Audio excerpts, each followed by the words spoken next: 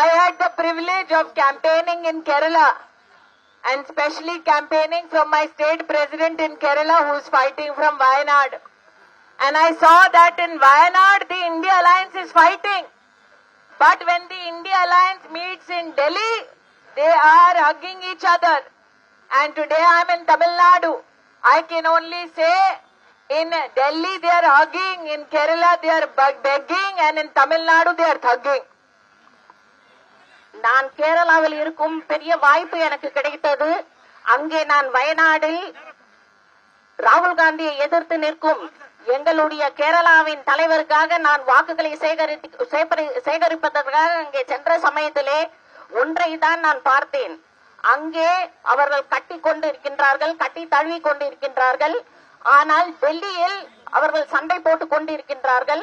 அதே போல் இங்கே தமிழகத்தில் அவர்களுடைய கூட்டணியை கட்டி தழுவி கொண்டு இருக்கின்றார்கள்.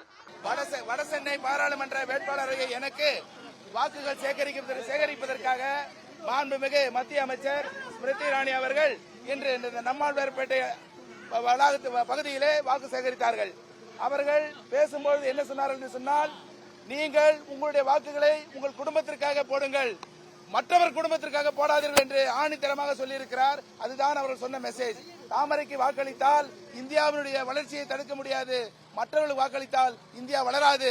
அதே போல அவர்கள் எதிர்கட்சிகளுக்கு பிரதமர் வேட்பாளர் யார் என்று தெரியாது, எங்களுக்கு பாரத பிரதமர் நரேந்திர மோடி தான் வேட்பாளர் என்று எங்களுக்கு ஆணித்தரமாக தெரியும் போன்ற கருத்துக்களை மக்களிடத்தில் பரப்பி எனக்காக வாக்கு சேகரித்தார்கள். அவர்களுக்கு கோடான நன்றியை தெரிவித்துக் கொள்கிறேன். செய்திகளை உடனுக்குடனும் துல்லியமாகவும் தெரிந்து கொள்ள சப்ஸ்கிரைப் பண்ணுங்க.